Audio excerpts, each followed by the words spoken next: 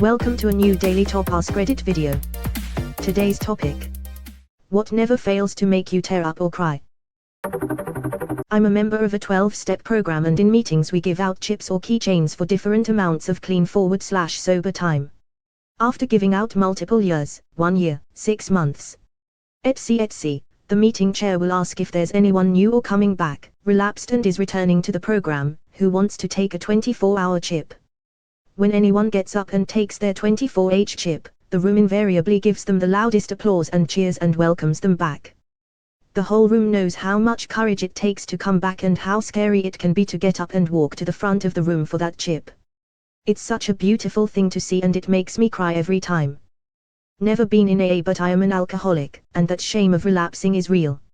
I just wouldn't tell anyone, then become more reclusive as I fuel the addiction, which fuels the reclusiveness, etc.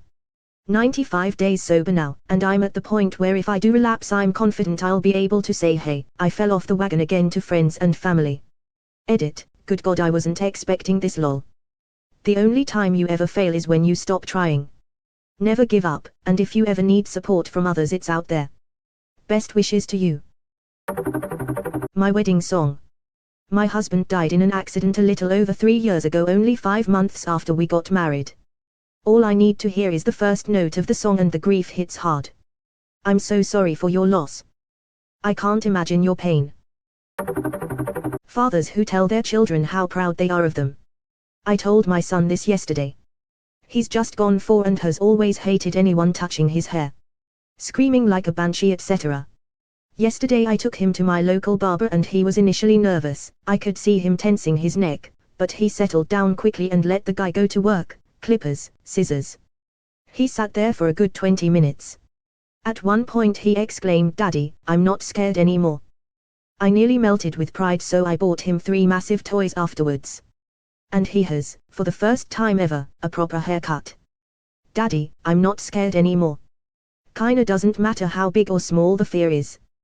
That's always going to feel good to hear. I decided a while back to make it a habit to tell my daughter I'm proud of her regularly. It's the best. Same here. She's 4 years old. Not a day goes by that I don't tell her that I am proud of her, that she is a wonderful human, that she is strong, that I am happy that she is with me. At least one of those things, at least once a day. And I balance it by telling her that she has to be kind, wait for her turn, learn to be patient, finish what she started, clean up after herself, not leave her toys on the floor, etc. I believe, one without the other won't do any good. One particular patient I had working in a trauma center. 19-year-old girl I'd never seen before, and didn't know at all. She was ejected from a vehicle and then crushed because her boyfriend was trying to show off. I was training new staff, and they were at the end of their training, so I was only in the room to provide supervision and step in if necessary, and I spent the entire trauma holding her hand, on her request, and trying to comfort her and keep her mind off of the injuries to both of her legs. Her last words were spoken directly to me: "This really hurts. Can I go to sleep?" I cried for days after. I've never had a patient's death hit me as hard before or after. I'm so glad you were there to comfort her in her final moments. It's an often overlooked duty that many medical staff, from paramedics to nurses to doctors and more, perform. Also, in my opinion, one of the most important. Sometimes, you just can't save someone, but making their last moments as warm and comfortable as possible is one of the greatest acts of humanity one can perform. Thank you, on behalf of that young lady, and her family, for being there that day and making her final moments at least a little easier on her. Watching Fox and the Hound, I was watching the part where she releases Todd with my 5-year-old daughter. Her with a catch on her voice asking why. Me explaining. Her in tears saying she'll take him, she'll take care of him. Now I cry. Every damn time. I used to watch this every day when I was like 3. But I would bawl for hours after. And then I'd put it on again the next day and repeat. My mom had to ban me from watching it because she didn't think that was healthy. Copper, you're my very best friend. And you're mine too, Todd. Fuck, I just made myself cry. And we'll always be friends forever, won't we? Yeah. Forever. Spoiler, in their echoing baby voices that is just a memory now, as the view zooms out to show the adult fox watching the adult hound from afar, knowing that they have no choice but to be natural enemies, even though deep down they both will always remember fondly their promise of being friends forever. Fuck, that ending cuts deep. Especially when you realize that this is how life is. You're a young child with your little friends having fun, thinking you guys will always be friends and have fun together. But a coming-of-age lesson we all learn is that this is almost never the case. You will fondly think of your memories and friends from your childhood as an adult, maybe even check their social media from time to time to see what they are up to, but whether it was due to a fight or simply drifting apart, the reality is friendships and their fun times almost never last forever. Edit, hid the spoiler for those who haven't seen it. Only watched Fox and the Hound once as a child. Never again, and my children will never know it exists. I'm in your group. I didn't cry at movies when I was young save for this one. Bawled like a baby. The scene in Saving Private Ryan when the medic gets shot and dies on the field with the rest of his group desperately trying to save him. Oh man, that one really hurt. So much of that movie makes you feel the camaraderie only for them to get killed. Fantastic movie. The movie does such a great job at depicting how little time you have to digest anything happening right in front of you during war. Just adds another layer of sad. Also the end. Tell me I'm a good man. Tell me I've lived a good life. Damn, tear up just thinking about that scene in the cemetery. There were people sobbing in the movie theater when we saw it. Movie was emotional as fuck. When the guy on the beach picks his arms up, people started laughing. I think it was not knowing how to react, it was such an impactful scene. He's looking for something and when he picks it up, it's his goddamn arm. So many emotions in that movie. I have a hard time watching it after watching that Nazi prick stab the Jewish soldier after they let him run free. Edit X2, due to conflicting beliefs, I went ahead and did some research. The soldier they let go is nicknamed Steamboat Willie and is not the soldier that kills Private Mellish at the end of the film. Instead, the killer is an unnamed WAF-SS soldier. Source 1. Definitely the most obliterating death in the whole movie. Just watching it slowly go down into his chest.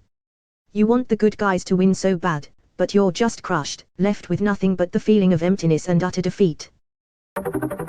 Seeing other people crying in emotional pain makes me sob every time. Edit, wow, thank you for the awards, guess this hit a spot with a lot of people. I just started a new job. Tomorrow will be the beginning of my 4th week. Second week, my office mate got into an argument with her dad over her stepmom being a bitch about Easter and making her feel like an outsider in her own family. She started crying and within minutes I was choking back my own tears. This is a woman I just met. This was at work. And here I am, sobbing at her pain. Didn't help that I could relate to her family issues. My husband says it shows I have a big heart, but I can't help feeling embarrassed and unprofessional. Empathy, man. I had to hold back tears during my last Zoom meeting when my boss was getting choked up, telling us that his friend died. The Zoom meeting ended and I cried for a good 15 minutes after. That scene from The Fresh Prince when Will's dad bails on his trip.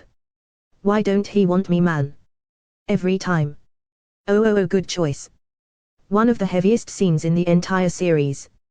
Did you ever see the version of that with the inappropriate laugh track at the end? Edit here. The moment Uncle Phil accepts Will as his own hits me harder. Yep, that's love, man. Being a father requires 5 minutes in bed, being a dad requires a whole lot of love, patience and dedication. Can't help falling in love. Elvis was supposed to be the song my sister and her fiancé danced to at her wedding. Instead it was played walking into the church, at his funeral, after he took his own life. My poor sis was so strong that day, but that song still gets us both. Damn, man, I'm sorry for your family's loss. That song is one that my wife and I had on our wedding playlist and was one of the first lovey songs I listened to with her. My dad is a huge Elvis fan and Elvis might be one of the only artists that he and I both enjoy. Much love to you, your sister, and the rest of your family. Thinking about how poorly I treated my dad when he was still alive. He was always trying to find things in common with me to connect with me.